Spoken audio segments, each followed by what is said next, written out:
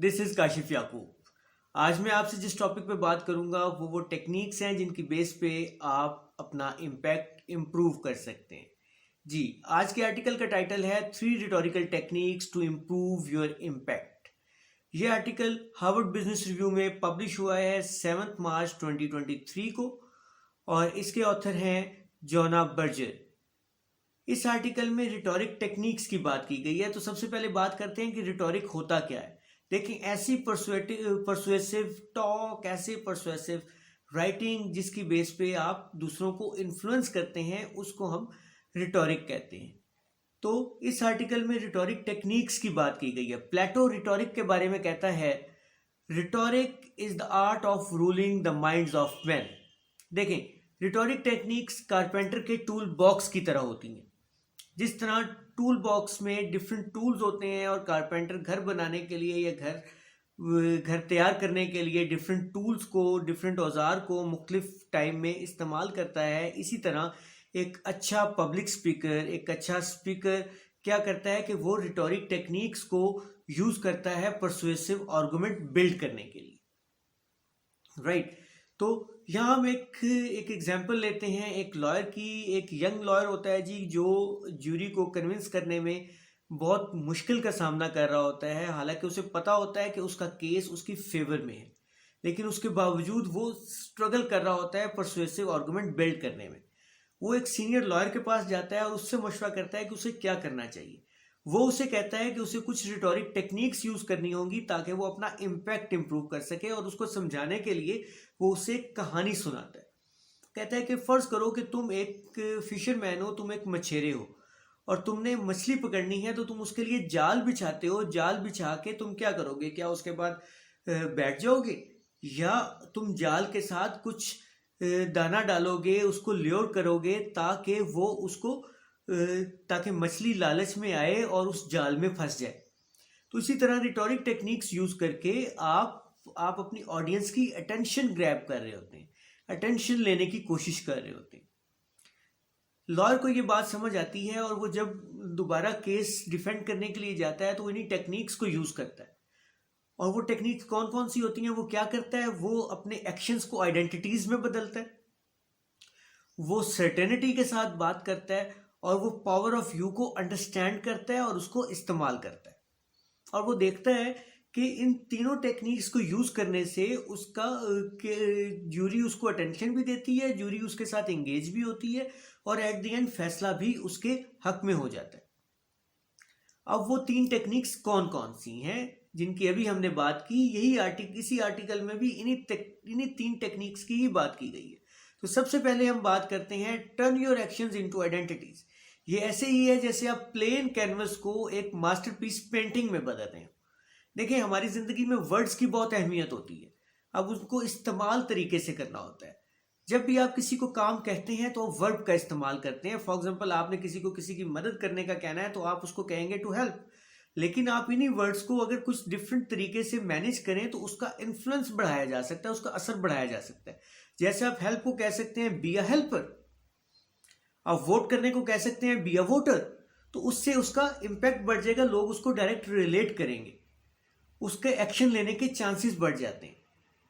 लोग अपने आप को किसी ना किसी करेक्टरिस्टिक में देखना चाहते हैं, like intelligent, like competent, like helpful. तो आप जब लोगों को उनकी डिजायर्ड आइडेंटिटी का चांस देते हैं, उसका मौका देते हैं कि वो उसको कंफर्म कर सकें, तो उनका रिस्पॉन्स उसमें बेहतर हो जाता है, वो इम्प्रूव हो जाता है, राइट। तो अनडिजायर्ड में भी ऐसा ही कुछ होता है। फॉर एग्जाम्पल, अगर आपने किसी को कहना हो कि डोंट चीट, तो उसकी जगह आप कह सकते हैं डोंट बी अ चीटर।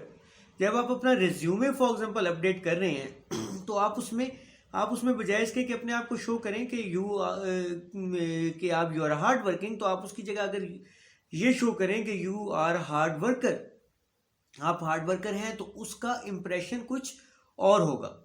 दूसरे नंबर पे बात करते हैं स्पीक विथ सर्टेनिटी। ये ऐसे ही है जैसे जीपीएस है। जिस तरह जीपीएस आपको क्लियर डायरेक्शन देता है ताकि आप अपनी मंजिल तक पहुंच सकें, इसी तरह जब आप सर्टेनिटी के साथ बात करते हैं तो आप क्लियर पाथ दे रहे होते हैं अपने फॉलोअर्स को कि वो उसको फॉलो कर सकें। देखिए, आप ऑरेटर्स की बात करें, आप मशहूर लीडर्स की बात करें, आप मशहूर बिजनेसमैन की बात करें, तो वो एक क्रिज्मेटिक इम्पैक्ट होता है, क्रिज्मेटिक पर्सनैलिटी होती है। वो जो बात करते हैं उसको उसको लोग फॉलो कर रहे होते हैं, वो लोगों को मोटिवेट करके बहुत सारे एक्शंस करवा लेते हैं। इसी तरह लेकिन जब हम इसको प्रैक्टिकली देखते हैं तो हम इसका कुछ ऑपोजिट भी कर रहे होते हैं। लाइक हम कहते हैं कि दिस माइट वर्क, कि शायद ऐसा हो जाए, right, this strategy will be effective, right. तो आप इसमें कम्युनिकेटर क्या कर रहा है, कम्युनिकेटर कॉन्फिडेंट नहीं है जो वो कह रहा है, उसमें उसको डाउट्स हैं। तो इसका ये मतलब नहीं है कि हम हैजेस बिल्कुल इस्तेमाल ना करें, जहाँ ज़रूरत हो आप बिल्कुल करें। जहाँ अनसर्टेनिटी आपका गोल हो, अनसर्टेनिटी रिफ्लेक्ट करना गोल हो, तो आप इस तरह के हैजेस इस्तेमाल कर सकते हैं। लेकिन जहाँ आपका सर्टेनिटी रिफ्लेक्ट करने का गोल है, वहाँ आप डेफिनेट्स यूज़ करेंगे, क्लैरिटी यूज़ करेंगे, ताकि लोगों को क्लियर मैसेज मिले। देखें, तो आप फॉर एग्जांपल हम यहाँ पे एक एग्जांपल लेते हैं एक सीईओ की, जो अपनी ऑर्गेनाइजेशन में स्पीच देती है और स्पीच देते हुए बड़े क्लियरली कहती है कि वी आर द बेस्ट। हमने अपनी ऑर्गेनाइजेशन को, हमने इस पूरी इंडस्ट्री को रेवोल्यूशनाइज करना है। हमारी प्रोडक्ट के बारे में लोग कुछ डिफरेंट सोचेंगे, कुछ डिफरेंट उस प्रोडक्ट को लेंगे। तो इसमें आप देखें, आपको क्लैरिटी भी नजर आ रही है और आपको डेफिनेट्स भी नजर आ रहे हैं। तो लोग उसको उसी तरह से उसका इम्पैक्ट ले रहे होते हैं, लोग उसी तरह से उसको, तो उसकी टीम जो है वो उसको, उसका पॉजिटिव इम्पैक्ट लेती है, इंस्पायर होती है और लगातार एक्टिवली मेहनत करना शुरू कर देती है।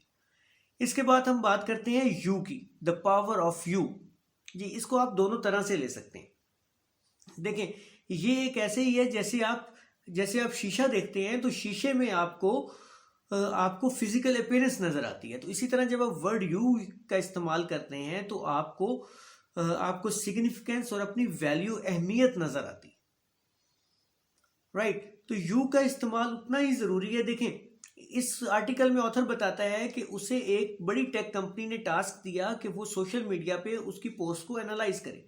तो उसने देखा कि जहां पे यू और योर सेल्फ का वर्ड यूज हुए हैं, वहां लोगों के कमेंट्स भी ज्यादा हैं और लाइक्स भी ज्यादा हैं, राइट। लोग उसको, यू से ऐसा एहसास होता है कि आप, इट्स अबाउट यू, कि ये आपके बारे में है, आपसे डायरेक्ट बात की जा रही है, ठीक है। तो यू से आप उसको डायरेक्ट इम्पैक्ट ले रहे होते हैं उसका।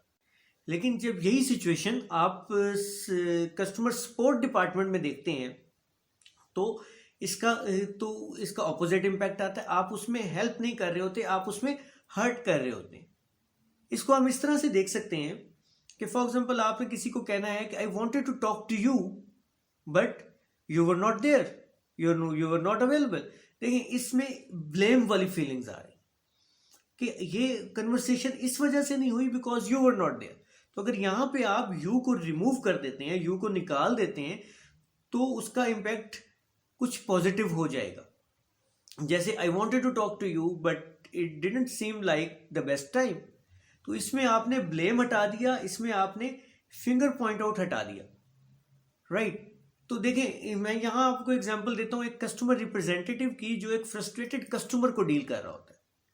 वो उस फ्रस्ट्रेटेड कस्टमर को डील करते हुए देखता है कि वो उसी की प्रोडक्ट की कंप्लेंट लेके आया है और वो बहुत ही फ्रस्ट्रेटेड है, बहुत गुस्से में। वो उसको पूरे हौसले से सुनता है और उसके बाद उसको कहता है, हम आपसे बहुत माजरत चाहते हैं कि आपको ये एक्सपीरियंस हुआ, हमारे लिए आप बहुत अहम हैं, हमारे लिए आप एज अ कस्टमर बहुत अहम हैं, हम इसको हल करेंगे, इस मसले को हल करेंगे। तो इससे उस कस्टमर को फीलिंग आती है कि उसे सुना गया है, उसको वेटेज दी गई है, वो अपनी बात क्लियरली कर सका है और कंपनी ने भी उसको अहमियत दी है। तो वही फ्रस्ट्रेटेड कस्टमर अब लॉयल कस्टमर बन जाता है। तो आप भी इन टेक्निक्स को यूज करके अपना इम्पैक्ट बढ़ा सकते हैं, अपनी राइटिंग और अपनी स्पीकिंग इंप्रूव कर सकते हैं, अपना इम्पैक्ट इंप्रूव कर सकते हैं। क्योंकि ये कोई ऐसी स्किल नहीं है जो बाय बॉर्न हो, बल्कि ये एक ऐसी स्किल है जो इंप्रूव की जा सकती है, जो आप डेवलप कर सकते हैं। So this was today's article जी। Hope this will be helpful for all of you. Will come up with a new one. Thank you very much. Thank you.